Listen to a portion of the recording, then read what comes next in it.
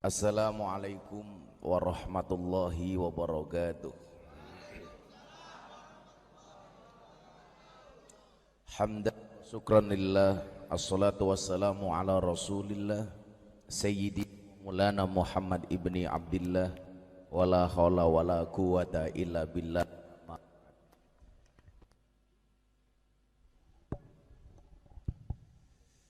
Hadratal muhtaramin, para masyayikh, para kiai, para habaib, al-akhos, sahibul bait, habib muda yang berjenggot agak lebat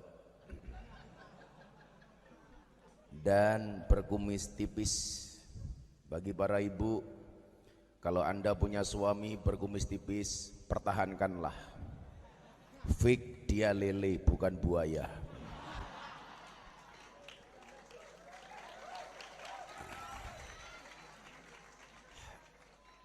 Habib Aqil bin Muhsin Alatas, Habib Ali dan seluruh kiai yang saya takzimi, para pejabat yang berkenan hadir dalam semua tingkatannya, termasuk TNI Polri yang akhir-akhir ini mendapatkan banyak fitnah. Mudah-mudahan Allah kuatkan TNI Polri. Sahabat-sahabat Ansor Banser yang saya banggakan, hadirin hadirat warga masyarakat yang dimuliakan Allah. Beli rawon keliru rica-rica, saya datang ke Cirebon dengan membawa cinta. Cinta yang berawal dari mata hanya akan berakhir dengan air mata. Tetapi cinta kita malam hari ini berawal dari hati, insya Allah sampai akhir tidak akan pernah mati.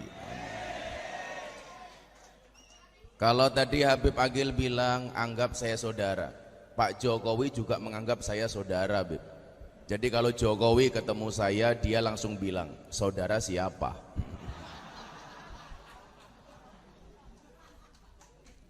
Apa bedanya teman, pacar, dan sahabat? Teman itu siapa? Teman itu 1000 orang yang datang di saat kita senang. Jadi kalau kita senang semuanya mau datang, ngakunya teman. Pacar itu siapa? Pacar itu adalah satu orang yang membuat kamu lupa dengan 1000 orang. Tapi yang kita cari bukan teman, yang kita cari bukan pacar, tetapi yang kita cari adalah sahabat. Siapa itu sahabat? Sahabat itu adalah satu orang yang bertahan di saat 1001 orang meninggalkan Anda. Itulah sahabat. Maka saya sering mengatakan satu orang yang bertahan ketika melihat air matamu itu lebih baik daripada 1000 orang yang hanya mampu melihat senyumanmu. Maka malam hari ini Gus Miftah datang dengan membawa cinta. Cinta Gus Miftah kepada kalian seperti air kencing di dalam kolam renang. Maksudnya apa? Wujudnya tidak nampak tapi hangatnya bisa dirasakan.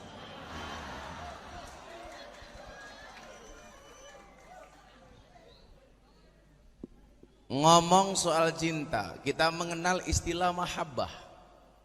Mahabbah. Saya meyakini pertemuan malam hari ini walaupun cukup mendadak, di saat sekian banyak jadwal harus tercancel gara-gara protokoler COVID, saya meyakini semua warga insya Allah menerapkan 4M di dalam kehidupan sehari-hari, menggunakan masker, menjaga jarak, mencuci tangan, dan yang keempat mentaati protokol. Untung nggak pakai N.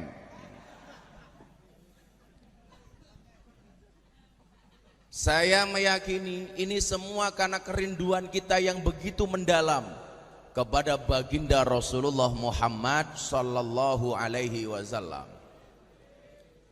Sudah sekian lama gara-gara ujian COVID-19 kita jauh dari majelis, kita jauh dari mimbar-mimbar pengajian, dan kita dekat dengan kopi yang baru datang.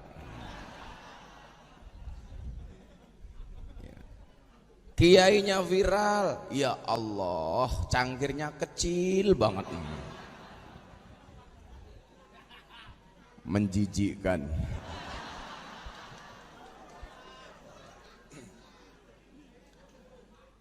Maka di saat Covid kemudian melanda dunia, tidak hanya Indonesia, hampir semua negara terpapar dengan Covid-19, termasuk negara suci seperti kota Makkah dan Madinah. Semuanya kena. Di saat itu pula kemudian kita dijauhkan dari masjid. Himbauan dari pemerintah, jangan sholat jamaah dulu di masjid. Himbauan dari pemerintah, jangan jumatan dulu di masjid. Himbauan dari pemerintah, jangan dulu buat majelis taklim. Dan senantiasa kita taat dengan hal-hal seperti itu. Tapi sebenarnya itu merupakan sindiran dari Allah secara langsung. Kenapa kemudian dengan Covid kita hari ini jauh dengan masjid? Karena selama ini sebelum ada Covid kita sudah terlalu lama meninggalkan masjid. Kenapa kemudian ada himbauan dari pemerintah hari ini gara-gara Covid kita harus jauh dari majelis? Karena selama ini kita terlalu sering meninggalkan majelis. Selama ini kita lupa dengan masjid sebagai Baitullah. Bahkan kita menganggap Allah seperti ambulan. Apa? Hanya ketika darurat saja. Kalau darurat ingat Allah. Kalau enggak darurat lupa dengan Allah. Maka sebenarnya ini hari ini sindiran. Kenapa kita terlalu jauh dengan masjid? Kenapa ini mic-nya kok mati-mati?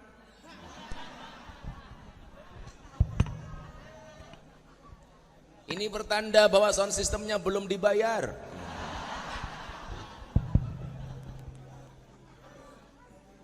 Tukang soundnya mana ini, Beb? Tukang sound, apa dibalik? Kamu ngaji sound di situ. Maka begitu hari ini Covid sudah sedikit mereda dan kita minta sama Allah mudah-mudahan Covid ini segera dihilangkan. Dan saya meyakini kalau ada majelis maulid di situ disebutkan nama Muhammad, saya teringat dengan firman Allah, wa ma kana Allahu liyu'adzibahum wa anta fihim. Sekali-kali Allah tidak akan pernah mengazab kita selama kemudian mulut ini basah dengan sholawat. Ketika kemudian hati ini mencintai nama Muhammad, saya yakin semua musibah itu akan sirna insya Allah. Amin. Tapi sebaliknya, kalau kita semakin jauh dari Nabi Muhammad, bahkan hari ini banyak kecenderungan orang menghina Nabi Muhammad, seperti yang terjadi di Perancis. Seorang presiden namanya Macron menghina Islam sebagai agama yang krisis, menghina Nabi Muhammad SAW. Dan saya termasuk orang yang pertama kali mengecam presiden Perancis, dan saya menuntut Pak Jokowi untuk mengecam presiden Perancis. Dan alhamdulillah Pak Jokowi akhirnya mengecam presiden Perancis gara-gara menghina Islam dan Muhammad. Tapi saya meyakini kalau kemudian dia benar-benar berniat menghina Rasulullah, Allah mengatakan dalam Al-Quran, innalladzina yu'dzunallaha wa rasulahu la'anahumullahu fid dunya wal akhirah. Sesungguhnya orang-orang yang menyakiti, yang menghina Allah dan Rasulnya, la'anahumullah, mereka semuanya akan dilaknat oleh Allah fid dunya wal akhirah, di dunia dan di akhirat. Wa'adda lahum adzaba muhina, dan mereka dipersiapkan dengan adab yang sangat-sangat menghinakan. Maka saya meyakini kehadiran kita di sini karena cinta, karena mahabbah kepada siapa? Kepada manusia terbaik dari yang terbaik, kepada manusia pilihan dari yang terpilih, kepada manusia yang termulia dari yang paling mulia. Siapa? Baginda Rasulullah Muhammad sallallahu alaihi wasallam. Sehingga kemudian apa? Ketika ada orang mencaci Rasulullah, kita marah. Bahkan ketika ada yang mencaci zuriyahnya Rasulullah, saya marah. Itulah kemudian yang mengakibatkan kenapa saya merespon penghinaan terhadap Maulana Habib Lutfi bin Yahya Pekalongan, guru kita. Saya tidak terima ketika Habib Lutfi dihina. Maka guru-guru semua telepon sama saya, Miftah tolong kamu respon dengan baik, tolong kamu respon dengan cara yang baik. Maka saya merespon, karena yang dihina adalah guru saya, yang dihina oleh Mahir Atwailibi. Saya respon, kenapa? Karena yang dihina guru saya. Setelah kemudian saya merespon, Miftah dihina secara personal, katanya Miftah pecinta londe, katanya Miftah suka begini-begini. Tidak saya respon. Kenapa? Karena yang dihina cuma diri saya. Tapi kalau yang dihina guru saya, apalagi keturunan Rasulullah, zuriyahnya Rasulullah, ahlul bait, saya pasti marah. Tapi kalau Anda menghina saya nggak akan marah. Saya selalu bilang, ketika ada orang membicarakan kekuranganmu, tersenyumlah. Kenapa? Karena kekuranganmu saja diperhatikan, apalagi kelebihanmu. Wah.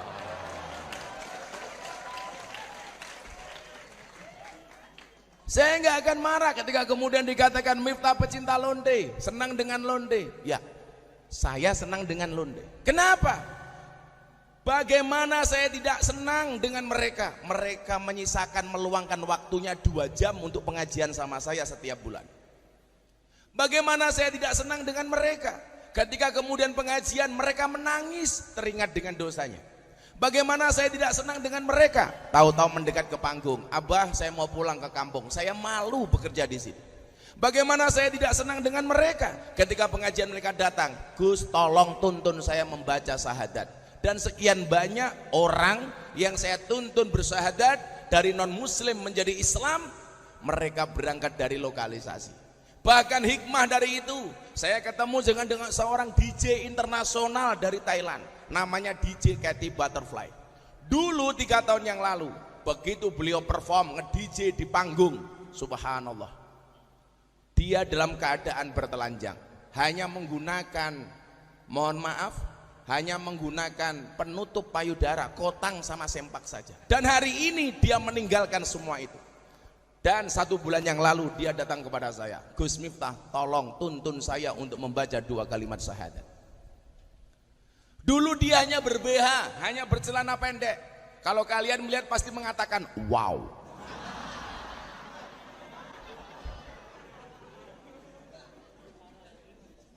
Cowok hari ini memang kurang ajar. Kalau lihat peluang cewek di luar, wow. Pulang lihat istrinya, weh. Tapi kemudian gara-gara pengajian saya di klub malam, saya berkenalan dengan beliau. Akhirnya hidayah itu datang. Setelah 3 tahun kemudian dia mengatakan, saya pengen masuk Islam. Subhanallah.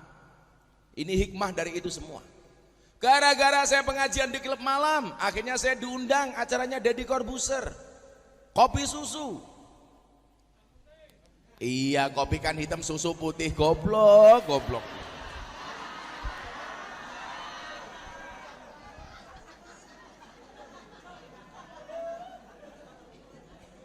Sangel-angel.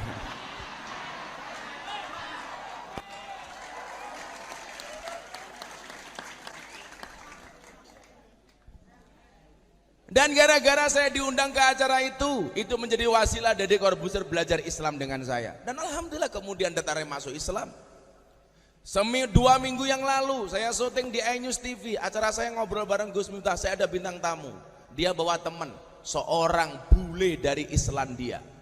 Beragama, dia tidak punya agama, ateis. Dia begitu ketemu saya, dia bilang, Anda siapa? Saya jawab, Ustadz, dia nggak paham. Akhirnya saya jawab, who am I? Saya bilang, I am teacher's religion. Saya seorang guru agama.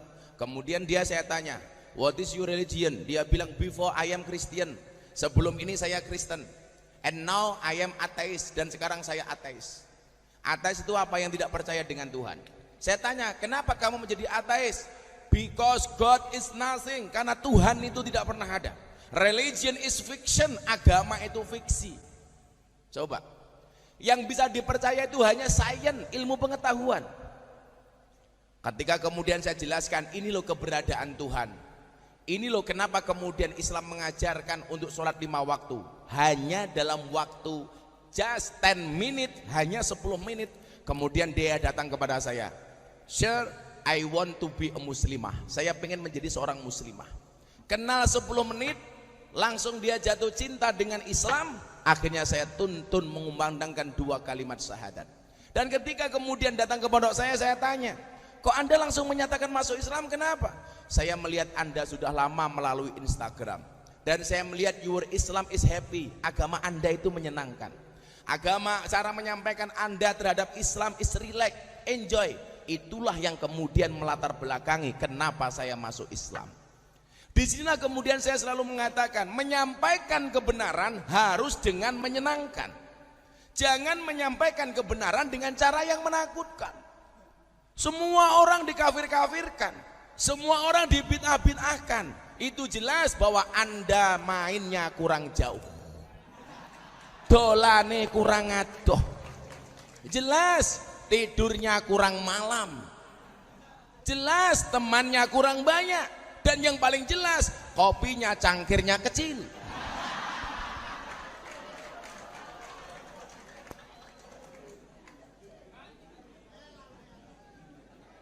Sangel-angel. Panitia, tarik sis.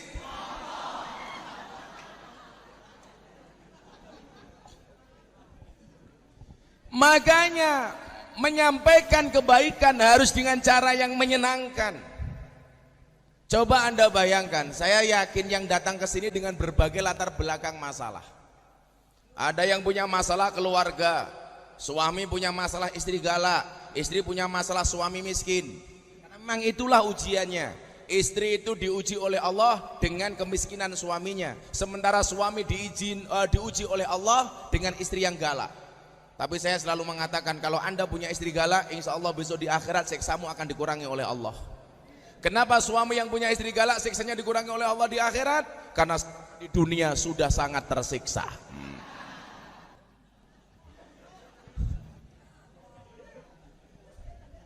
Istri diuji dengan suami yang miskin, ini biasa, ya memang seperti itu. Saya yakin hari ini banyak yang punya masalah ekonomi gara-gara Covid. Tagihan banyak, cicilan banyak, gaji nggak jelas. Kalau ada warga sini yang merasakan seperti itu, silakan datang ke pondok saya. Ngapain Gus? Ayo nangis bareng.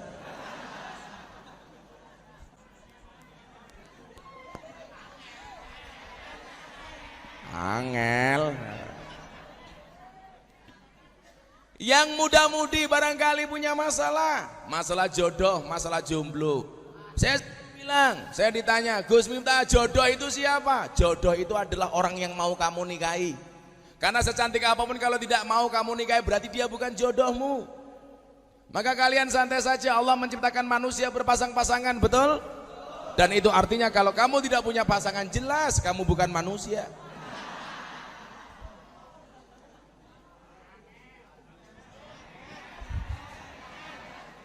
Santai, kalau kalian jomblo, kalian ikut Habib Ali. Ahli suwuk. Ya Beb ya. Kayaknya mainan HP padahal HP-nya cross.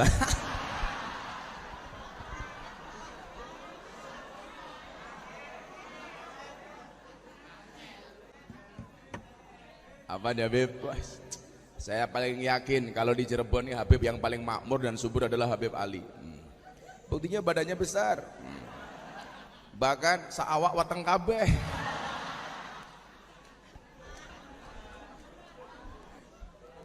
Kalau Habib dibilang gemuk, maafi muskil Habib. Kalau kita dibilang dasar kue lemu, jawaban Bib, ra masalah aku lemu mergo mangan sego daripada kue kuru gaweane mangan konco.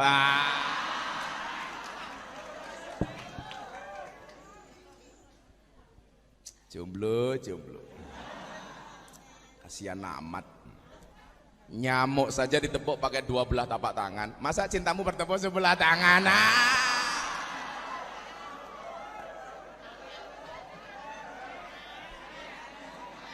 Angel. Ya kalau kamu dibilang dasar kamu jomblo, kamu bilang, tahu kenapa aku masih jomblo? Ya, aku jomblo bukan karena aku ingin punya banyak teman. Kenapa aku jomblo? Karena aku ingin punya banyak teman, bukan banyak mantan. Sakit. Apa bedanya dengan keran? Lah apa? Untuk kencing toh. Maneman lele. Jangan-jangan karaten. Maka kalau kemudian kita ikut para kiai, persoalan-persoalan seperti itu insya Allah.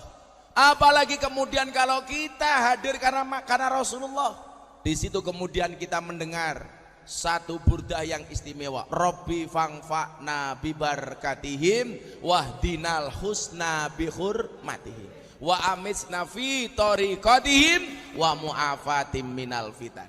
Kalau kamu merasa jodohmu susah, minta sama Allah. Baca burdah ini.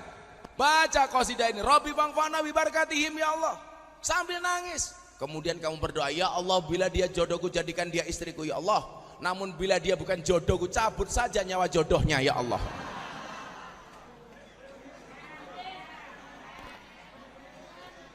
Karena santri punya prinsip, kalah rupa menang dupo, kalah pangkat menang tirakat, kalah duit menang wirid, kalah kabeh mati bae.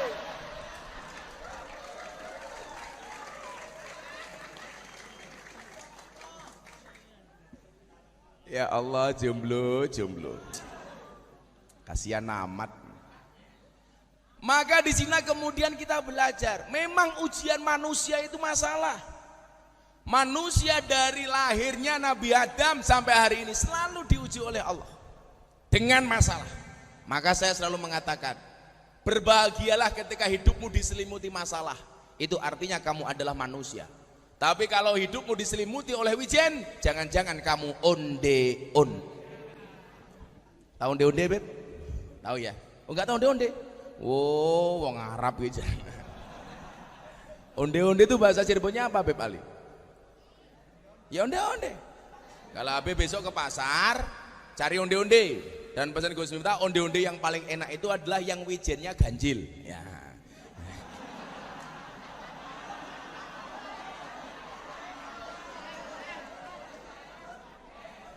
Jadi kalau Habib mau makan, wijennya dihitung dulu, Beb. 1, 2, 3. Maka Bapak Ibu rahimakumullah, saya meyakini dengan majelis malam hari ini, insya Allah Allah akan menurunkan rahmatnya, amin. Allah akan menurunkan berkahnya, amin. Allah akan menurunkan pertolongannya, sehingga bangsa ini akan segera bebas dari Covid. Bangsa ini akan segera bebas dari corona. Walaupun saya tadi turun dari mobil, di belakang banyak corona. Komunitas rondo mempesona. Di belakang itu kan janda-janda itu. Maka kalau para jomblo, kamu ditakdirkan nikah dengan para janda, berbahagialah. Kenapa? Karena janda itu minimal jujur, sudah tidak gadis lagi. Daripada kamu nikah dengan gadis tapi rasa janda.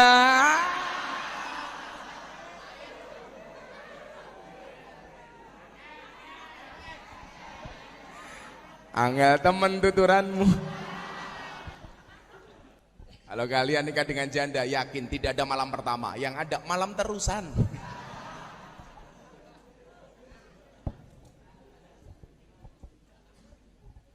Maka malam hari ini kita bersama-sama belajar untuk mencintai Rasulullah. Man ahya sunnati faqad ahabani. Ciri orang yang mencintai Rasul itu siapa? Yang menghidupkan sunnahnya. Hari ini saya dapat banyak kiriman, Beb. Ada seorang yang menikah lagi, istri tuanya diajak ketika dia menikah dengan istri muda. Saya ditanya, Gus, apakah ini bagian dari sunnah Nabi?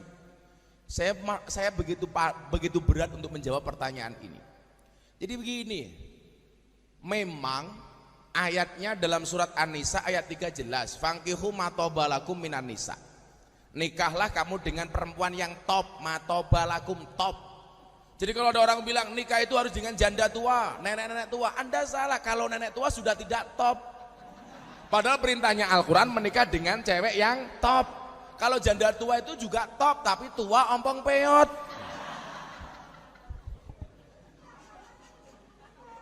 Berapa yang boleh dinikahi? Masna, 2, wasulasa, 3, waruba, 4. Fa in khiftum alla ta'dilu fawahidah. Kalau kamu merasa tidak bisa berbuat adil, ya satu saja. Lah saya ditanya, apakah poligami itu bagian dari sunnah Nabi? Poligami itu diperbolehkan oleh Al-Quran, tapi ketika dianggap sebagai sunnah Nabi, saya keberatan.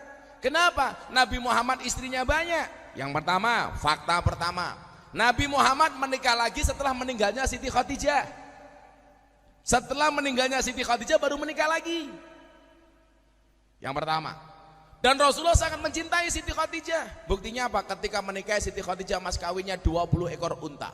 Sama dengan Gus Miftah menikah dengan istrinya, 20 ekor kutu.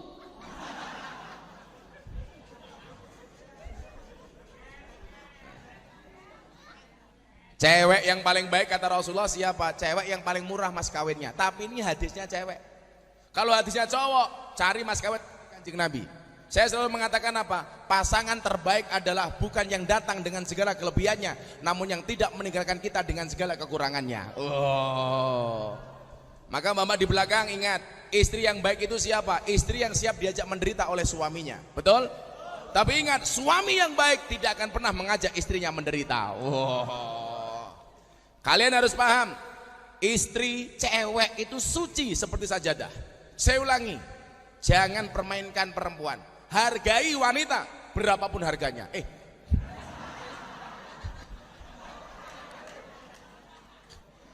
Cewek itu suci seperti sajadah. Kenapa? Karena di atasnya lah laki-laki bisa beribadah. Oh.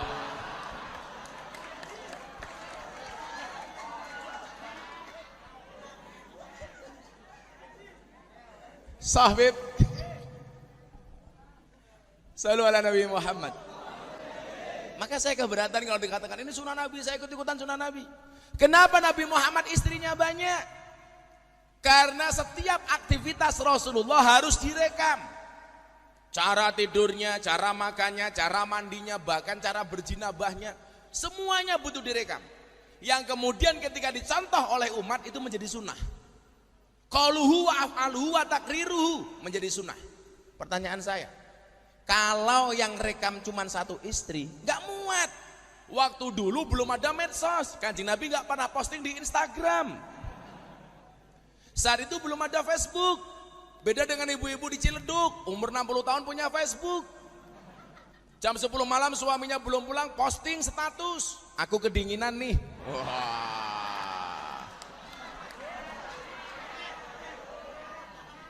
Dibaca sama Banser, jomblo langsung komentar, tak temenin po.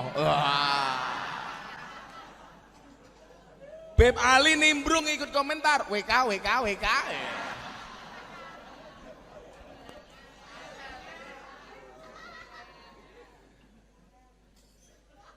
Begitu banyak aktivitasnya Rasulullah yang harus direkam. Maka butuh banyak orang yang merekam aktivitasnya Rasulullah. Siapa? Istri-istri Rasulullah. Karena mereka adalah orang-orang yang dekat dengan Rasulullah. Ini saya pikir alasan yang paling nalar dan paling logis. Karena Kanjeng Nabi bagaimana kemudian menggambarkan di bak mandi, beliau mandi dengan istrinya. Siapa yang bisa menceritakan ke khalayak ke kita kecuali istrinya? Bagaimana cara tidurnya Rasulullah ketika di kamar? Siapa yang bisa menceritakan kecuali para istrinya? Dan semuanya harus disampaikan kepada umat. Kalau istrinya cuma satu, nggak akan muat memorinya. Lah pertanyaan saya, kalau di Ciledug ada tukang becak, istrinya banyak, pertanyaan Gus Miftah, sing mau rekam apa nih?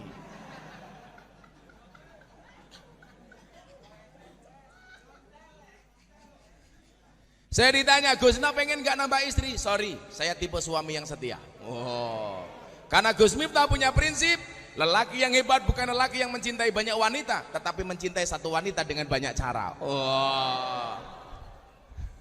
Kenapa saya ngomong seperti itu? Karena di depan kamera.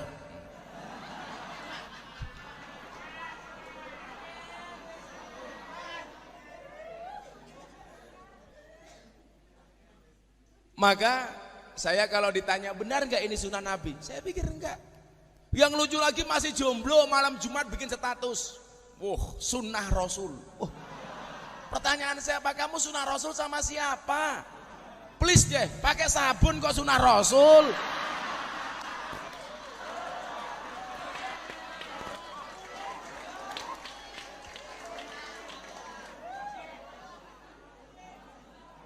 Itu namanya bukan sunnah Rasul.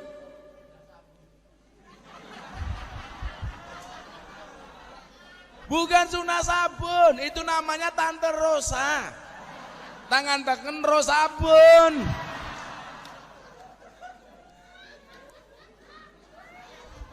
Malah nyanyi lagunya Gus Dur, Beb. Uripe ayem, rumangsa aman, dununge rasa, tandha yen iman. sabar narimo najan pas-pasan randuwe bojo iso bosok iso lamaran malah iso sabunan sangel-angel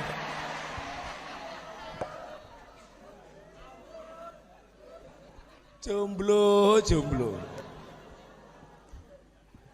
Maka malam hari ini kita akan belajar sunnah Rasul yang sederhana yang bisa kita contoh, supaya kita termasuk golongan man ahya sunnati faqad ahabani, yang menghidupkan sunnahku berarti dia mencintaiku. Wa man ahabani kana ma'i fil jannah, dan barang siapa yang mencintaiku maka dia akan bersamaku di dalam surga. Amin. Subhanallah. Almar'u ma'aman ahabba, seseorang itu akan dikumpulkan bersama orang-orang yang dicintainya. Kita mencintai Rasulullah, saya punya keyakinan besok kita di surga akan ketemu dengan Rasulullah. Kita mencintai dzurriyyahnya para habaib, mereka yang termasuk ahlu baitul Mustafa tuhuri, orang-orang tathir, orang-orang suci. Kita besok di sana akan bareng dengan para habaib. Jadi saya ketawa Habib Ali ketika orang bilang, kenapa orang NU hari ini membenci habaib? Kamu salah. Habib itu pertama kali datang ke Indonesia, yang pertama kali ngurusi, ngopeni, menghormati, takdiman wa ikroman adalah orang-orang Nahdlatul Ulama. Wallah, dulu orang-orang yang sekarang teriak-teriak cinta Habib, cinta Habib, cinta Habib, dulu belum kenal dengan habaib. Saya punya jejak digitalnya, mereka dulu membenci habaib. Sekarang saja karena punya kepentingan, akhirnya ikut-ikutan teriak mencintai habaib. Kalau Anda mengajarkan orang NU mencintai habaib, sama halnya Anda mengajari bebek untuk berenang. Kenapa? Sudah dari dulu orang NU itu mencintai habaib, betul? Ada yang bilang kayak Mahir Atuwailibi yang mengatakan saya pencinta londe. Dia bilang Gus Miftah mencintai habaib pilih-pilih. Buktinya apa? Mencintai Habib Lutfi tapi membenci Habib Rizik.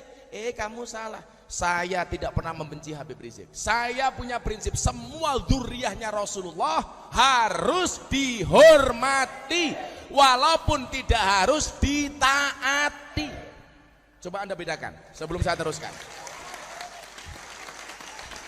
Berbicara Habib, tolong Anda lihat dari dua sisi. Tolong lihat jari saya, jangan lihat akik saya. Pamer matamu. Copot.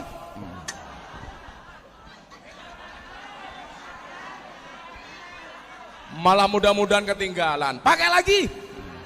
Pengajian kopinya cangkir kecil kehilangan akik. Kamu kalau melihat Habib, tolong lihat dalam dua sisi. Yang pertama sosok, yang kedua perilaku.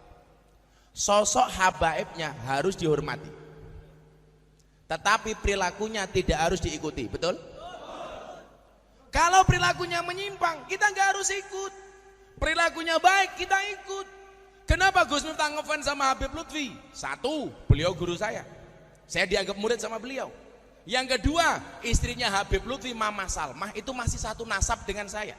Sama-sama keturunan ke-9 dari Mbah Muhammad Besari Ponorogo. Muhammad Besari bin Anom Besari bin Abdullah Mursad bin Raden Demang bin Pangeran Demang bin Ratu Jekulo bin Brawijaya Limo. Saya sama Mama Salmah sama-sama keturunan ke-9 dari Muhammad Besari yang makamnya ada di Ponorogo. Kenapa saya mencintai beliau? Beliau orang tua ideologi saya. Bagaimana beliau mengajarkan saya untuk mencintai merah putih, betul?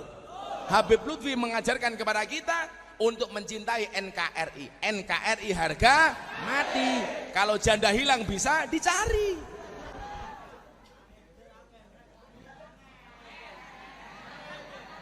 Kalau kemudian satu, kenapa kok kemudian kayak kemarin ditanya, kenapa Gus Miftah tidak ikut menjemput Habib Rizik?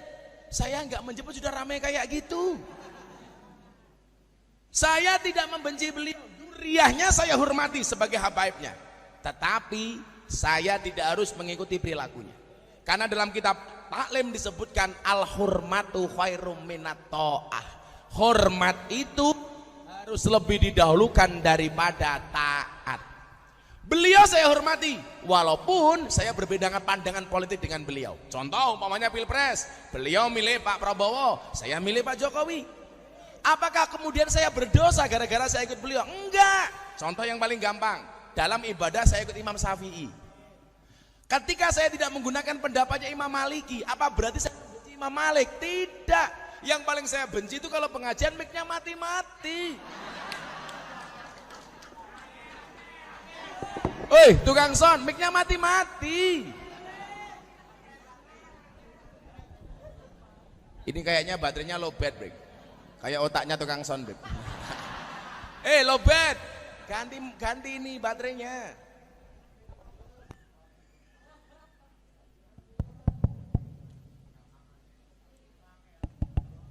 Ini nanti kita mau sholawatan lost doll. Cek. Maka Bapak Ibu rahimakumullah, yang satu lagi lebih parah, Beb. Oh, makasih ya, Beb. Waduh. Masa Habib Ali jadi tukang mic?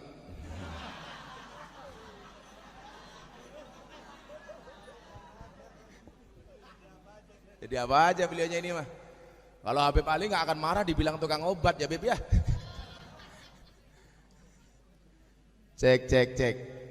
Maka tolong dibedakan antara taat dengan hormat. Kita harus menghormati beliau-beliaunya, tetapi tidak harus mentaati beliau-beliaunya. Ada lagi yang bilang, ini nanti berarti kalau kemudian ada dipanggil polisi jadi tersangka, berarti tidak menghormati habaib. Yang dihukum itu perilakunya. Gara-gara perilakunya kriminal maka dihukum siapapun, termasuk kiai, termasuk habib, termasuk anggota DPR. Yang dihukum itu adalah kesalahan dan perilakunya. Jangan kemudian Anda mengatakan kriminalisasi ulama. Kalau ada ulama berbuat salah pidana dihukum sama polisi, itu bukan kriminalisasi ulama, tapi proses hukum terhadap ulama yang kriminal. Yang namanya kriminalisasi ulama itu siapa? Ngundang pengajian kiainya nggak diamplopi, lah itu kriminalisasi. Sangel-angel. Khalas, Beb. Cek. Sama bosoknya, Beb. Udah. Yuk, sebelum saya lanjutkan bagaimana kita mencintai Rasulullah, kita selawatan bareng-bareng supaya anak hadroh ini bisa berselawat. Ayo. Besok saya masuk surga akan dikawal oleh anak-anak hadroh. Tapi yaitu di surga saya kelon sama bidadari, kamu hadrowan tok.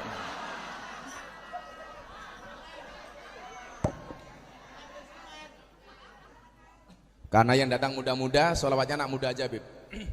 Minta lagu baru apa lagu lama? Lagu baru, belum jadi. Yuk, sholawatan yuk. Shallu ala Nabi Muhammad. Ditinggal Rabi versi Gus Miftah.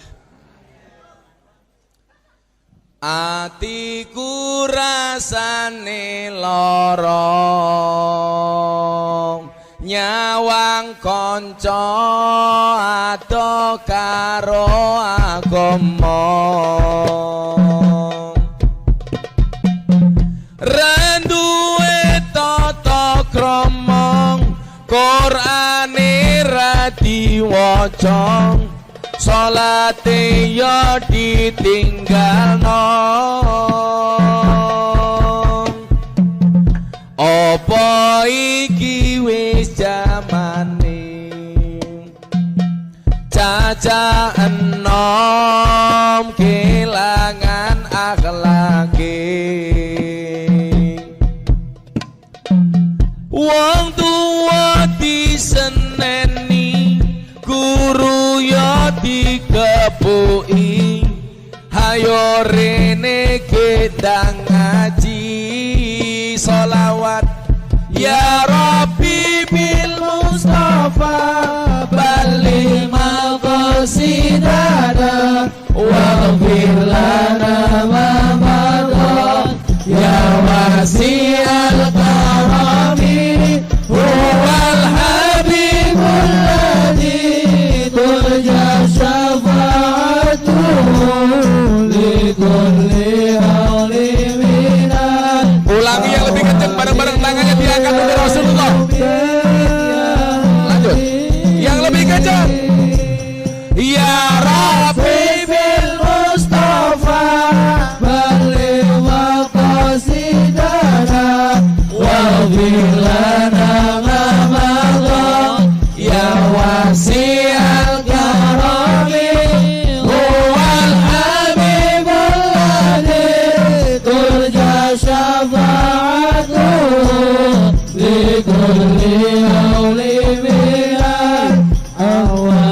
Ayo, tembang versi aslinya untuk yang jomblo. Atiku rasane lorong, nyawang kowe rapi karo wong liya. Nangis getih eloku, remo ajur rasaku, kowe tega ninggal aku. Apa iki wis kudu bisa kelangan tresnane, kudu kuat hatiku, kudu kuat batinku, senajan nyiksa tresnaku. Tangan diangkat, sholawat. Ya Rabbi bil Mustafa balik wa qasidana wa firlana ma mada ya wasi'al karami huwal habibul ladhi turja syafa'atuhu likulli hawli minal ahwali. Ulangi lagi yang lebih kencang. Corona minggat, amin. Ya Rabbi bil Mustafa balik maqasidana wa firlana ma mada ya wasi'al karami huwal habibul ladhi turja syafa'atuhu likulli awli minal awali. Hadrahnya berhenti, jamaah lebih kencang, minta sama Allah bareng-bareng, samanya Rasulullah. Ya Rabbi bil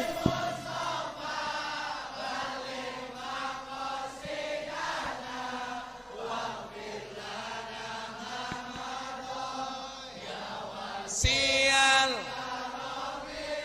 huwal habibul ladhi turja syafa'atuhu likulli alim minal ahwali. Terakhir yang lebih khusyuk bareng-bareng.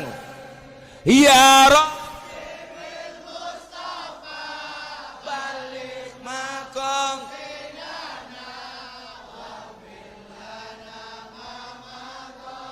ya wasi'al karami huwal habibul ladhi turja syafa'atuhu likulli halim minal ahwali muqta. Sallu ala Nabi Muhammad. Beb Ali di situ teriak ho ah ho eh. Insyaallah. Lanjut. Los dang lanjut lemu maksiat tutukno seneng rasa mikir akhirat nanging elingono yen Israel nakono kabarmu tanding iku ora rindu nanging pengen banget jabut nyawamu. Shallu ala Nabi Muhammad. Ya Rabbi sholli ala Muhammad. Ya Rabbi sholli alaihi wasallim. Ya Rabbi sholli ala Muhammad. Ya Rabbi sholli alaihi.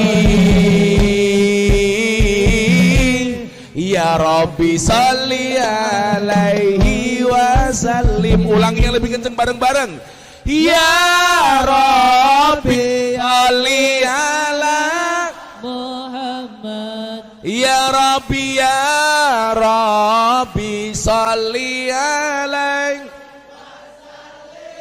Ya Rabbi sholli. Ya Rabbi sholli alaihi. Ya Rabbi sholli alaihi. Versi asli nih. Los condang lanjut lehmu whatsappan. Yen ente tatukane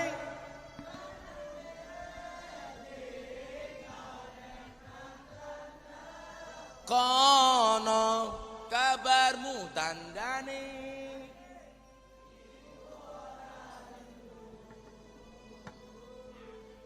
Nanging pengen solawat karo awamu. Ya Rabbi sholli ala Muhammad. Ya Rabbi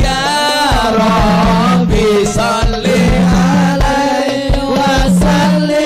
Ya Rabbi sholli Ala Muhammad. Ya Rabbi sholli alaihi. Ya Rabbi sholli alaihi wasallim. Sallu ala Nabi Muhammad. Lah lagune cah iki beda. Mien aku sebentar suwe-suwe mlumah nuruti kekarepanmu sak wayah-wayah. Biyen wis wanti-wanti aja mlebu mburi. Kalau janda beda ya. Di belakang banyak janda. Lagunya kelayung-layung. Ana tangis kelayung-layung tangisi rondo atine bingung. Nangis saben bengi turu dhewe rana sing ngancani. Ditumpaki arang-arang. Sing numpaki siapa? Beb Ali.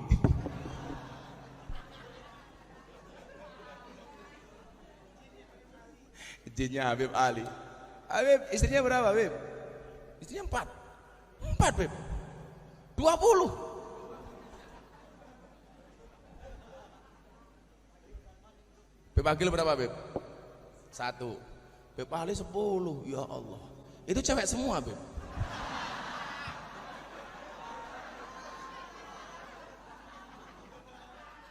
Ngeri sekali ya Beb ini. Ramuannya pakai apa Beb? Ramuan Madura Beb. Enggak perlu Beb ya. Yang asli aja Beb ya. Allah manu cilik enggak ya Beb.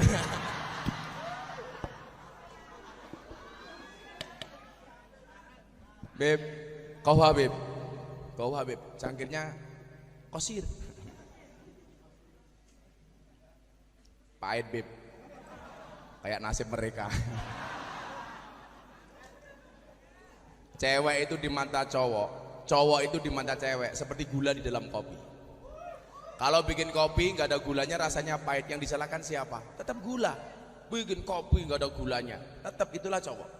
Bikin kopi kemanisan, yang disalahkan tetap gula Beb. Goblok bikin kopi kemanisan. Pokoknya cowok itu di mata cewek belas nggak ada benarnya Beb. Dan yang perlu Beb tahu, cewek itu ahli sejarah. Jadi 10 tahun yang lalu kita punya salah, hari ini cewek masih ingat Beb. Ya Allah itu.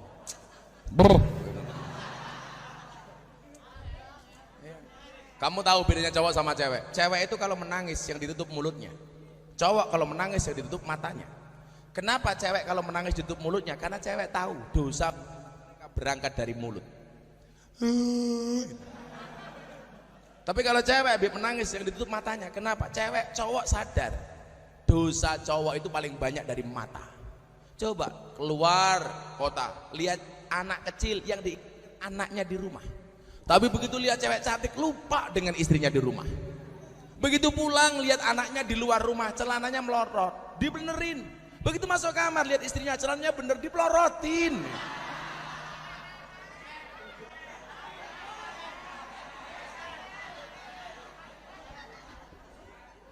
Yang saya curiga itu kalau ada warga Ciledug, mas-masnya menangis dipegang mulutnya. Jangan-jangan dia casingnya cowok, isinya cewek. Biasanya namanya Laura, lanang ora wedok ora. Kalau di Jogja namanya Sucipto. Susunila. Cek. Cek. Mohon bersabar, ini adalah ujian. Sangelang. Maka malam hari ini kita akan belajar bagaimana mencintai Rasulullah Sallallahu Alaihi Wasallam, walaupun dari hal-hal kecil. Termasuk salah satunya adalah mencintai dzurriyyahnya Rasulullah.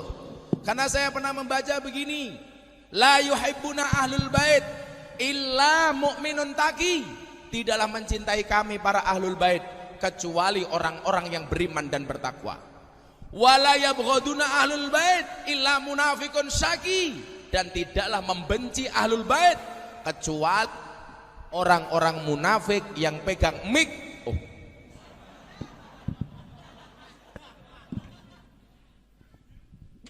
Ini mic yang ketiga, Beb. Jadi kalau ini mati lagi ya berarti pengajiannya selesai. Saya semprot dulu, Beb. Karena tangan dia tadi membawa virus. Santai aja Banser, cintaku pada Banser seperti coronavirus. Tidak nampak tapi sangat serius. Iya.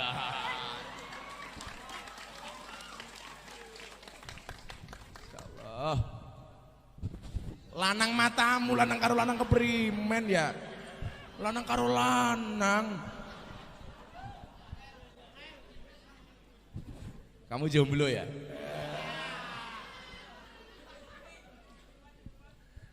Aku Madrid, kamu Barcelona. Aku sudah married, kok kamu masih berkelana?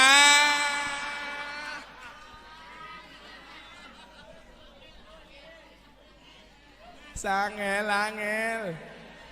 Kayaknya dia kalau ngomong kayak gitu habis ditinggal pacarnya. Makanya dia bilang, aku nganan, kamu ngiri, akunya bertahan, kamunya lari ya.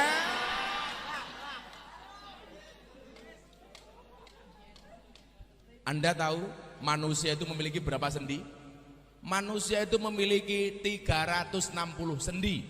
Dan sendi yang paling menyakitkan adalah sendirian.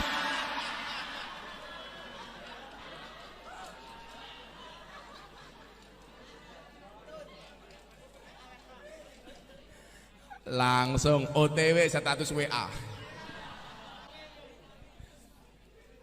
Saya ulangi, la yuhibbuna ahlul bait illa mu'minun taqi. Tidaklah mencintai para ahli bait kecuali mereka orang yang beriman dan bertakwa.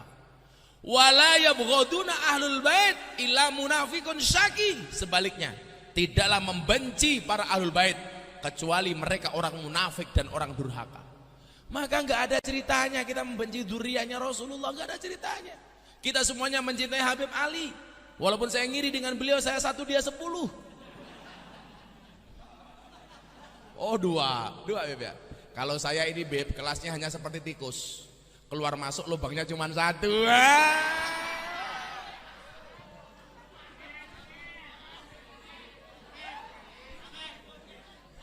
Kalau Habib Ali punya seperti lagunya Happy Asmara, dalan liyane. Ijazahkan Beb, supaya saya juga mampu Beb. Saya sebenarnya sih mampu. Ya, tapi saya selalu mengatakan, di balik lelaki yang kuat ada istri yang hebat, betul? Dan di balik istri hebat ATM-nya 4. Kalau nggak punya ATM 4 jangan macam-macam Beb. Tapi saya sendiri tidak mengatakan seperti itu. Di belakang lelaki yang sukses akan ada banyak mantan yang menyesali. Kok aku nggak jadi sama Beb Ali ya? Begitu Beb Ali gemuk,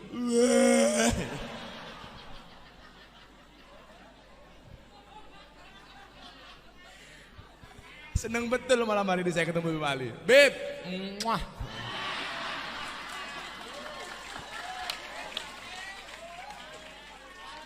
Dan saya tahu sarung yang dipakai sama Habib Ali ini pasti sarung gajah duduk.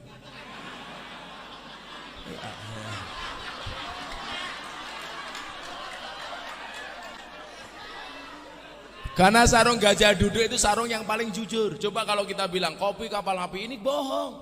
Dibuka kapalnya nggak ada apinya. Kopi luwak, dibuka kopinya nggak ada luwaknya. Coba kalau Habib Ali pakai sarung gajah duduk, dibuka sarungnya ada belalainya.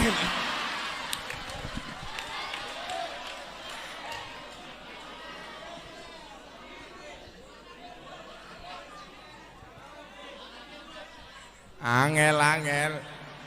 Beb, saya itu pernah bertanya Beb sama pengelola kebun binatang yang ngurusi gajah. Gajah itu kalau sedang bercinta dengan pasangannya nggak pernah dilihat oleh orang. Karena kila wakola katanya karena gajah itu badannya besar, mohon maaf kelaminnya kecil. Maka kalau dia dilihat orang dia malu.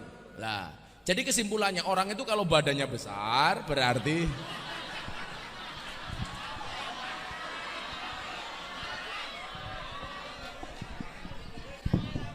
ini untuk Habib ini. Beb. Ini dari saya Habib, tanda cinta Habib.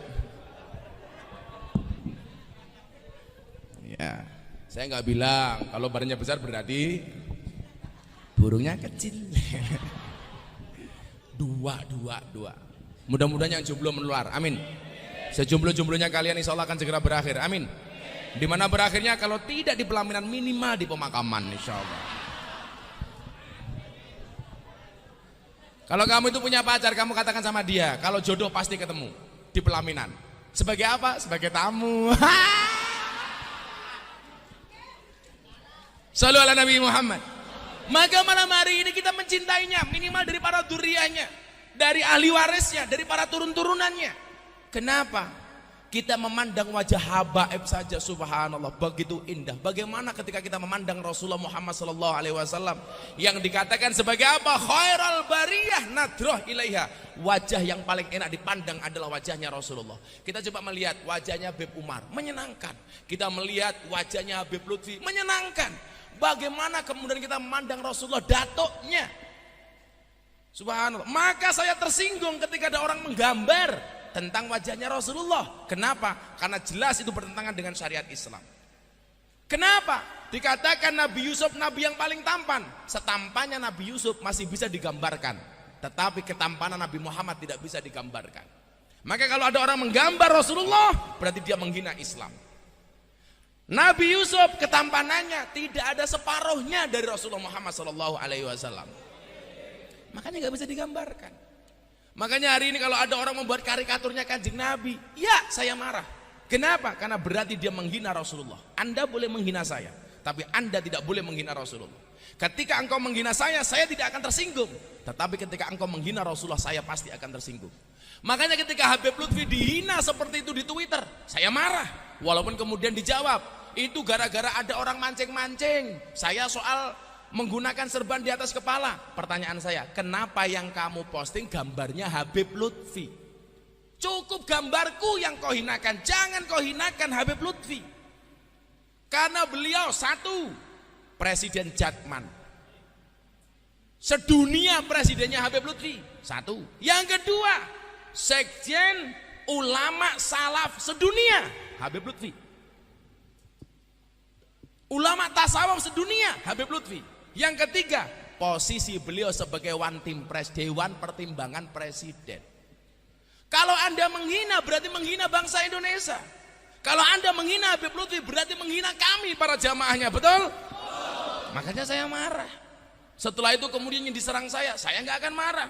Saya langsung diserbu 9.000 komentar di kolom komentar Instagram saya. Banyak yang menghujat saya. Apakah saya marah? Enggak. Kenapa? Karena komentarnya tidak pernah saya baca.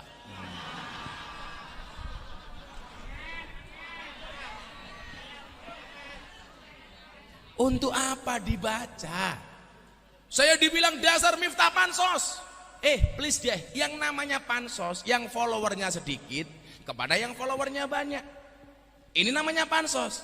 Lah yang terjadi apa? Dia followernya hanya 46.000, Gus Miftah 1,5 juta. Sombong amat. Habib Ali berapa? 3. Siapa yang memfollow? Istri-istrinya. Beb punya Instagram, Beb. Habib Ali gak punya Instagram kayaknya ini. Punya, Beb? Harus punya, Beb. Habib milenial harus punya Instagram, Beb. Begitu Habib Ali punya Instagram, wow, langsung di follow sama yang helwah.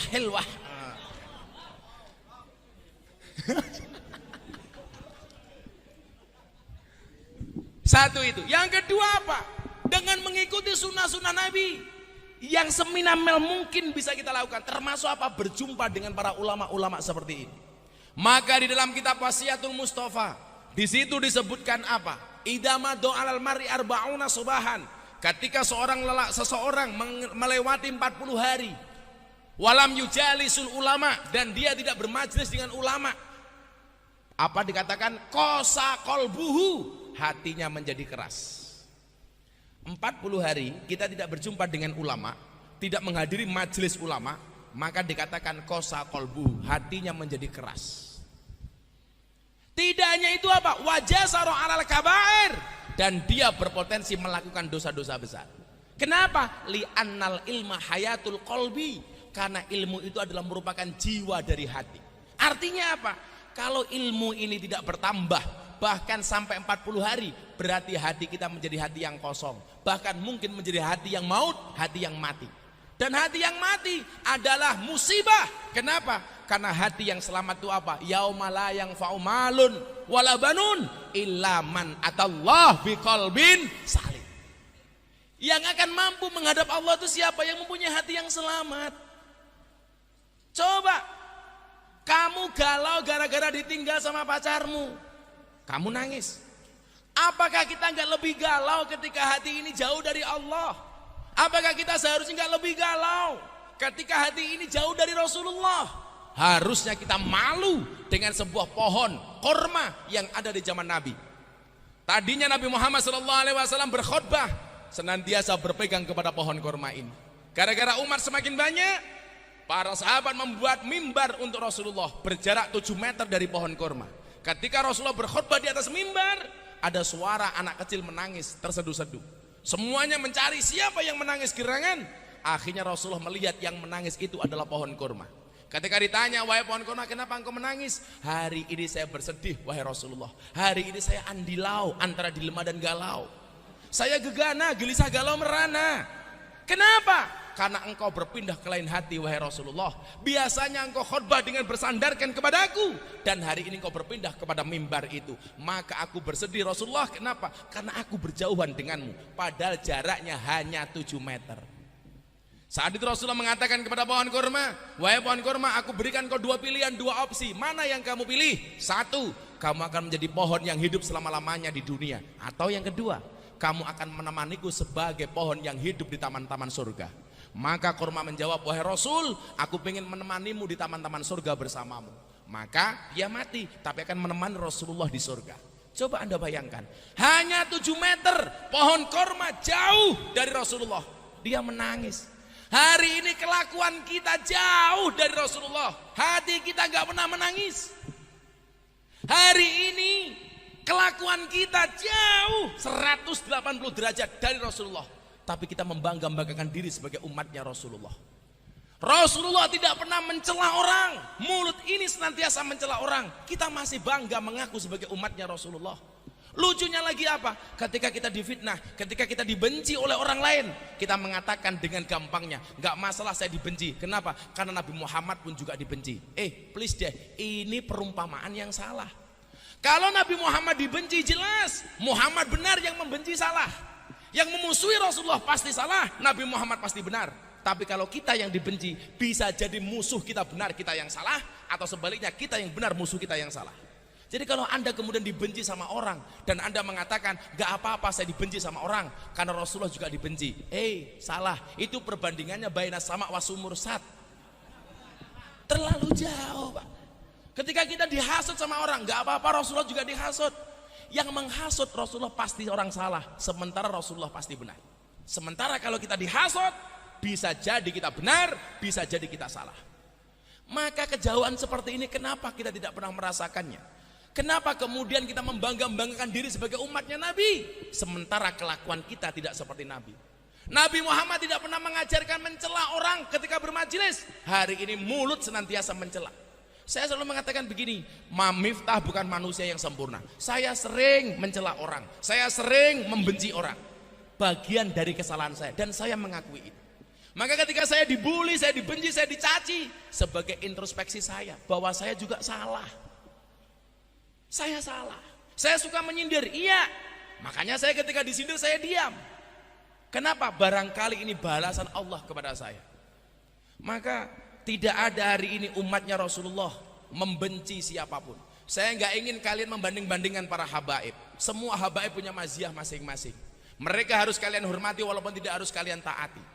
Sama halnya ketika kalian tidak boleh membanding-bandingkan para kiai. Kenapa? Karena kiai punya kelebihan masing-masing. Saya mampu melakukan satu hal dan saya tidak mampu melakukan hal yang lain. Demikian juga para kiai. Kenapa berbeda-beda? Jelas. Karena kiai itu ahli warisnya para nabi. Nabi itu jumlahnya berapa? 124.000 nabi. Warisannya beda-beda. Ada yang mendapatkan warisan Nabi Sulaiman, kaya. Seperti Ustadz Yusuf Mansur, kaya. Ada yang mendapatkan warisan Nabi Daud, kekuasaan. Seperti Kiai Ma'ruf. Makanya kalau kalian ditanya, kamu santri pengen jadi apa? Please dia santri bisa jadi presiden, Gus Dur. Santri bisa jadi wakil presiden, Kiai Ma'ruf. Santri bisa jadi wakil gubernur, Gus Yasin. Santri bisa jadi gubernur, Khofifah. Santri bisa jadi kiai viral.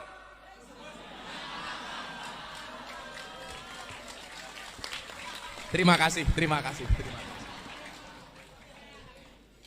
Santri bisa istrinya banyak.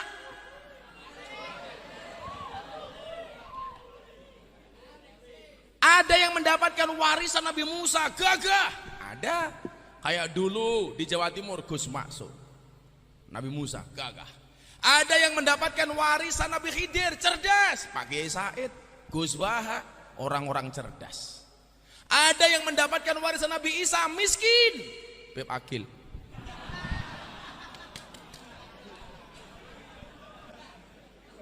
Beda-beda.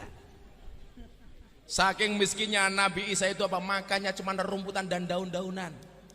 Miskin. Coba, semuanya warisannya masing-masing, tidak bisa disamakan antara satu dan yang lainnya. Ada yang sakti, nah kiai juga banyak yang sakti. Ada yang dapat warisan umpamanya kekayaan dan kerajaan, dia menjadi pejabat, dia menjadi pengusaha. Banyak kiai-kiai seperti itu. Tapi yang jelas juga ada kiai yang mendapatkan warisan Nabi Yusuf, ganteng. Siapa? Terima kasih. Makanya gak bisa dibanding-bandingkan. Aku paling gak suka ketika kalian mengatakan aku suka dengan kiai ini, gak suka dengan kiai itu. Anda siapa membandingkan kiai? Saya suka dengan Habib ini, gak suka dengan Habib itu. Gak boleh. Habib Ali kita cintai, Habib Akil kita cintai, semuanya kita cintai, walaupun kita berbeda pendapat dengannya. Nomor dua. Yang ketiga, kita ikuti sunnah-sunnah Rasul yang kira-kira bisa kita lakukan. Jangan terlalu jauh akhlak kita dengan Rasulullah. Ketika kemudian saya marah, gara-gara apa? Ada jamaah saya memposting di WA story-nya gambarnya Julia Perez ketika seksi. Saya marah sama dia. Kamu ini ngawur. Kenapa, Bah? Julia Perez sudah meninggal dunia. Barangkali dia sudah diampuni oleh Allah dengan pahala amalnya. Barangkali dia sudah diampuni oleh Allah dengan tahajudnya yang kita tidak pernah tahu. Barangkali dia diampuni dan mendapatkan rahmatnya Allah gara-gara sedekahnya. Kok kita masih bermaksiat dengan fotonya? Lebih celaka lagi umpamanya kalian masih berfantasi dengan orang mati. Goblok. Saya ditanya bagaimana pendapat Gusna tentang Nikita Mirzani. Emangnya kenapa? Itu kan video-videonya banyak yang mengandung pornografi. Loh, saya nggak pernah tahu. Kenapa? Karena saya nggak pernah lihat. Kalau kamu mengatakan pornografi berarti kamu penikmatnya. Ya salah sendiri, kamu lihat. Kalau saya nggak pernah lihat, yang saya lihat sisi kebaikannya. Satu hari saya melihat televisi ketika dia tanya, Mbak Nikita, anakmu di mana? Anak saya di pondok pesantren. Ketika dia ditanya, kenapa anak kamu di pondok pesantren? Karena memang saya rusak, tapi saya nggak mau anak saya ikut-ikutan rusak. Kenapa yang kita lihat tidak di sisi positifnya? Selalu saja ketika kita melihat ahli maksiat mengatakan dia ahli maksiat. Hei, adik-adikku, anak-anakku, saudaraku di Ciledug, kalian ingatlah, ketika kamu duduk dengan ahli maksiat, jangan pernah bicarakan masa lalunya, tapi temani dia,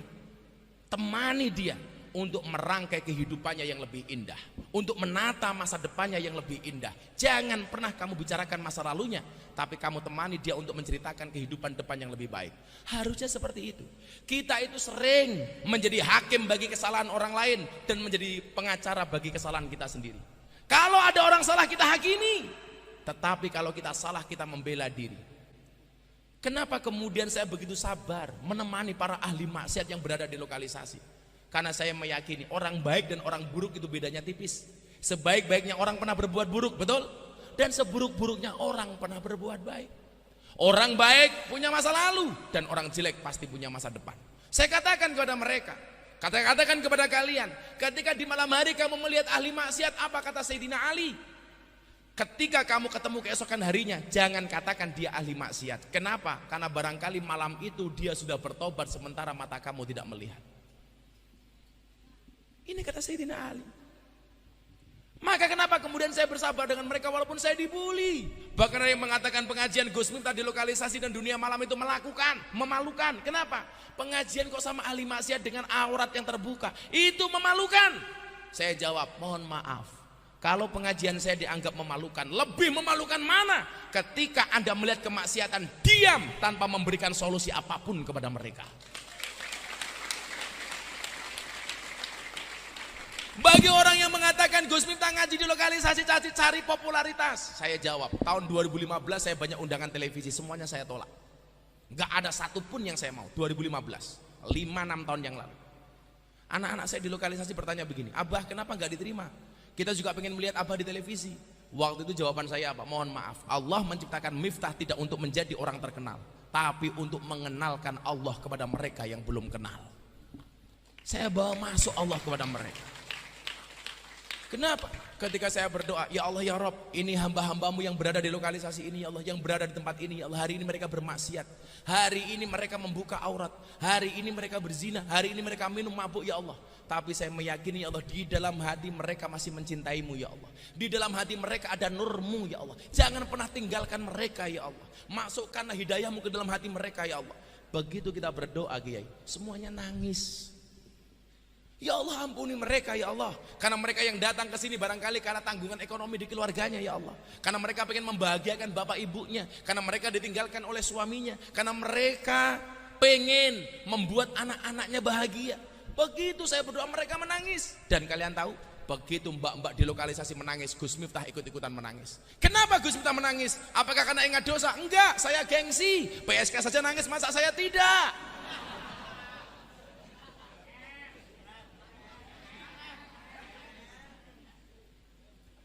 Kenapa kita jadi hakim bagi mereka? Padahal Rasulullah itu baik kepada orang yang baik dan baik kepada orang yang tidak baik.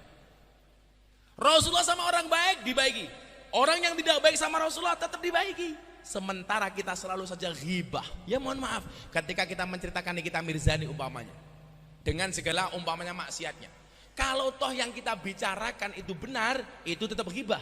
Dan kalau salah itu adalah fitnah. Itulah yang dikatakan Rasulullah, atadruna mal ghibah? Apakah kalian tahu ghibah itu apa? Para sahabat kemudian menjawab, Allahu wa rasuluhu a'lamu. Allah dan Rasulnya yang lebih tahu. Apa kata Rasulullah? Ketika kamu menyebut-nyebut nama saudaramu, itu adalah ghibah. Kemudian para sahabat kembali bertanya, kalau yang saya katakan benar Rasulullah, apakah ini tetap ghibah? Apa sabda Rasulullah? Kalau toh benar itu tetap ghibah, dan kalau salah berarti Anda fitnah. Padahal dikatakan al fitnatu asyaddu minal qatl. Fitnah itu lebih kejam daripada pembunuhan. Dan ingat, fitnah itu lebih kejam daripada fitness.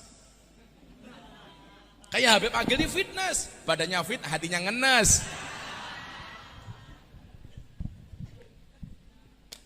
Maka anak-anakku sekalian, yuk le, barangkali kamu tidak bisa seperti saya untuk masuk ke lokalisasi. Barangkali Beb Ali tidak bisa membersamai saya di lokalisasi. Karena kalau Beb Ali masuk lokalisasi saya khawatir beliau mau masuk tapi nggak mau keluar. Maka Beb Ali cukup mendoakan Gus Miftah, Beb Agil cukup mendoakan Gus Miftah. Wa ta'awanu 'alal birri wat taqwa wa la ta'awanu 'alal ismi wal 'udwan. Harusnya apa? Caci makimu tidak akan pernah merubah mereka. Tetapi ketika engkau ikhlas mendoakan mereka, doamu bisa menjadi wasilah hidayah untuk mereka. Kalian doakan mereka ya Allah, untuk teman-teman saya di lokalisasi sana ya Allah. Al-Fatihah. manfaat. Apakah pengajian Gus Miftah ada manfaatnya? Ada. Ini mau diangkat dalam sebuah film layar lebar, walaupun belum saya setujui. Ada cerita ketika saya pengajian mbak-mbak, Abah saya mau curhat, tak kasih mic. Ya kamu curhat apa? Seminggu yang lalu saya terima tamu Abah, mau masuk kamar menjelang adzan subuh. Begitu saya mau bercinta dengan tamu saya, ternyata adzan subuh dikumandangkan, Allahu Akbar, Allahu Akbar. Terus apa yang kamu lakukan? Saya bilang sama tamu saya, mohon maaf ya om, dipending dulu. Tamunya bertanya, kenapa harus dipending? Dengar adzan subuh om, gak enak kan, saya jamaah pengajiannya Gus Miftah. Oh iya, akhirnya dipending. Selesai adzan, tamunya langsung pakai baju, nggak jadi bercinta. Dia bayar PSK-nya, dia mengatakan apa? Mbak, kita nggak usah jadi bercinta. Kenapa Mbak? Bukan hanya kamu yang jamaahnya Gus Miftah, saya juga jamaahnya Gus Miftah.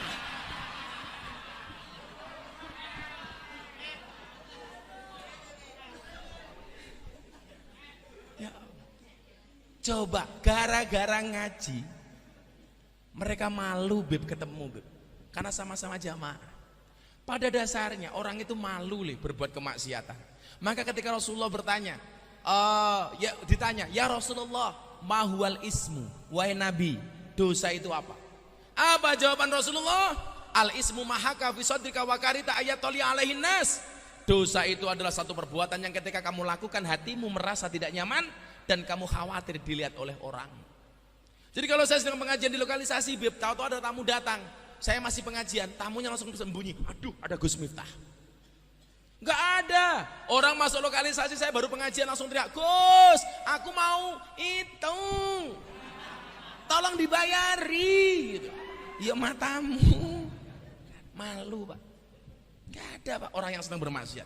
Mereka punya rasa malu.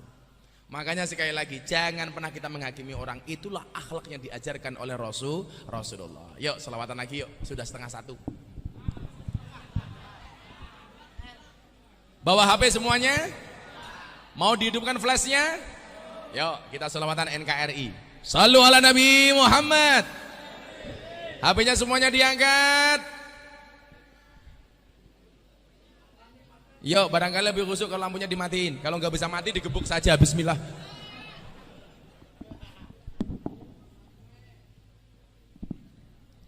Itu di situ ada musik. Itu musik itu. Itu musik apa Beb? Cek. Mic-nya saya jangan dimatiin dong. Cek. Cek. Kok jadi berat? Malah ngentat-ngentot apa itu?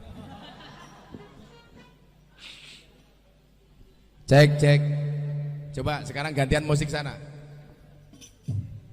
Sholli wa salimda bisa nggak kamu? Ya, semuanya diangkat. Sama-sama kita minta syafaatnya Rasulullah. Ini sinar HP nggak ada apa-apanya dibandingkan nurnya Muhammad. Mudah-mudahan semuanya ini menjadi wasilah kita semuanya mendapatkan nur Muhammad sallallahu alaihi wasallam. Amin. Anak-anak musik bisa lagu Sholli wa salimda. Saben malam Jumat. Sholli. Bisa ya? Ngikuti aja.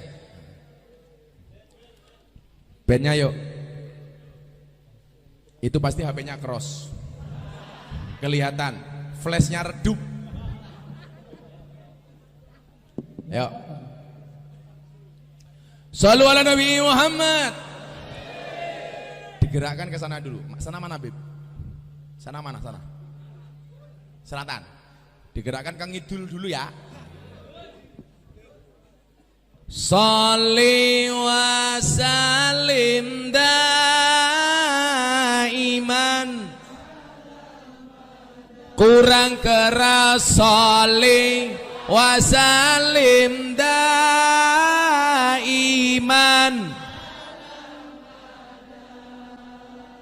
Wal ali wal ashabi man. Wal ali wal ashabi man qad wahada. Musik sholli wa salim daiman. Allah sholli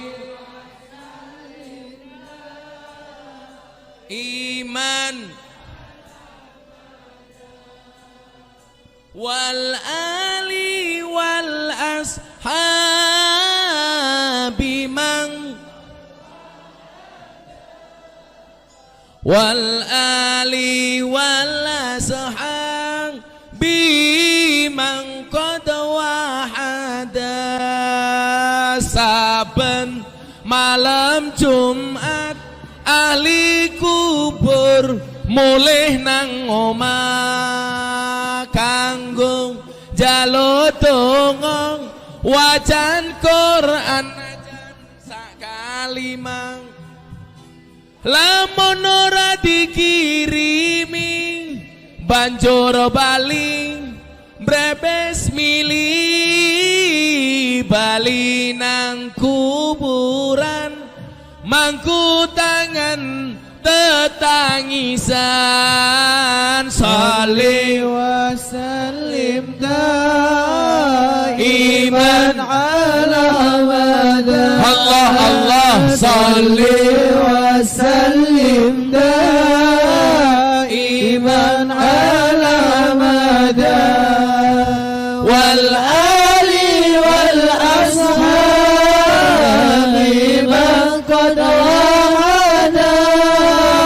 Wal ali wal ashabi man qad wahada.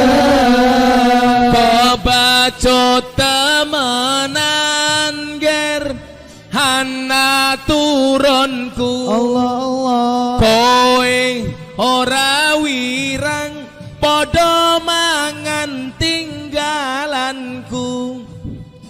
Lamun aku bisa bali ning alam donya bakal taring kesing donyaku sing isih ana. Sholli wa sallim daiman ala abada. Allah Allah Sholli wa sallim daiman ala abada. Wal ali wal ashabi man qad wahada. Wal ali wal ashabi man qad wahada. Kami cinta tanah air Indonesia. kami bangga jadi bangsa Indonesia. NKRI akan selalu kami jaga demi kejayaan bangsa Indonesia. Sholli wa sallim daiman ala abada. Sholli wa sallim daiman ala abada. Wal ali wal ashabi man qad wahada. Wal ali wal ashabi. Saya ulangi, Indonesianya lebih kencang bareng-bareng. Kami cinta tanah air Indonesia. kami bangga jadi bangsa Indonesia. NKRI akan selalu kami jaga demi kejayaan bangsa Indonesia. Sholli wa sallim daiman ala abada. Sholli wa sallim daiman ala abada. Wal ali wal ashabi man qad wahada. Wal من قد وهدى صلوا على Muhammad. Alhamdulillah. Lampu mati, pengajian selesai. Oh, hidup lagi. Sampai jam berapa, Beb? Mau main lagi, Beb ya? Udah jam setengah 12. Apa? Ben. Bennya minta nama. Oh, belum ada namanya. Oh, kamu minta nama apa? Hah? Minta nama ngomong sendiri, goblok.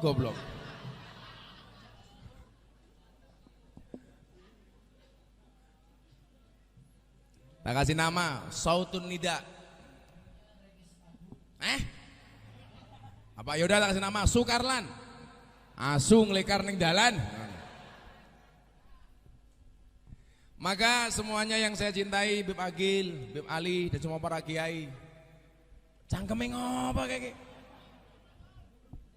tak bualang lo gue. Kan aku kaget. Bawa sini tisunya malah dipek. Angel. Ben cowok semua, waduh. Batangan. Cek. Soalnya jangan mati-mati dong. Gua ajar lu. Kamu tahu nggak fungsinya ini apa? Aha. Jadi kalau soundnya jelek kekrek cangkeme. Maka saya yakin anak-anakku semuanya kalian masih muda-muda. Saya selalu membuka tangan untuk semua orang mau hadir ke pesantren saya. Saya ngopeni anak-anak nakal, anak-anak jalanan yang terpinggirkan, tidak diopeni, diterima masyarakat. Saya anak keluar dari penjara pengen datang ke pondok saya boleh, bertato semuanya boleh, karena kecintaan saya terhadap agama ini. Saya hanya bisa memberikan sumbangsih sebagaimana yang saya bisa lakukan. Anak-anak dari Jawa Barat, dari Jawa Timur, Jawa Tengah, mereka yang dicap anak-anak nakal, saya openi. Anak-anak bertato di pondok saya banyak banget, Beb. Bahkan kemarin ada di Jawa Timur, orangnya gendut kayak Beb Ali. Saya buka perutnya, subhanallah ada tatonya. Apa tatonya? Beduk. Ya Allah. Saya tanya itu tato apa? Tato beduk. Kenapa menurut kamu kasih tato beduk? Karena saya cinta dengan NU. Masya Allah. Itu tato beduk. Iya Kiai. Pukulnya di mana? Bawahnya. Tak cari nggak ketemu.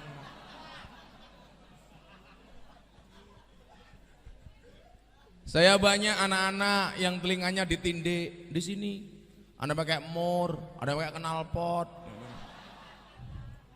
Semua mereka berat untuk kenal dengan Allah. Demikian juga anak-anak saya malam hari ini. Kalau memang kalian pengen ngaji, nggak ada tempat yang mau kalian menerima kalian. Ya kalian mau ngaji nggak punya biaya, silahkan ngaji di pondok. Tempat saya semuanya gratis, makan minum gratis, semuanya di pondok saya gratiskan. Karena prinsip saya sama dengan Bib Agil, bahwa kemudian saya meyakini man aslaha akhiratahu fa aslahallahu dunyahu. Barang siapa membaikkan akhiratnya maka Allah akan membaikkan dunianya. Yakinlah. Makanya kalian masih muda-muda yang barangkali punya keinginan untuk belajar agama, yuk alaikum bimujalasatil ulama, untuk lebih sering ketemu dengan para kiai dan ulama. Insya Allah bangsa ini akan menjadi bangsa yang luar biasa. Amin Allahumma amin. Saya harus berangkat ke Jakarta karena saya besok ada syuting acara saya di Trans 7 sama di iNews. Saya mohon maaf Habib, saya sangat terkesan dengan acara malam hari ini, dan insya Allah ini bukan acara terakhir bagi kita. Amin. Kalian tahu kenapa move on itu berat? Ya, move on itu berat. Kenapa? Karena dari SD sampai kuliah yang dipelajari hanya mengingat, bukan melupakan. Iya. Maka saya yakin malam hari ini saya akan susah move on dari acara ini. Dan sama-sama minta sama Allah dengan selawat-selawat kita. Mudah-mudahan majelis-majelis kembali normal. Amin. Mudah-mudahan para guru-guru kita diberikan kesehatan. Amin. Para habaib-habaib dilindungi oleh Allah Subhanahu wa taala. Dan kalian tahu kenapa kaca mobil bagian depan itu pasti lebih besar daripada kaca spion? Jawabannya sederhana. Karena masa depan bangsa Indonesia lebih besar daripada masa lalunya. Terima kasih. Assalamualaikum warahmatullahi wabarakatuh.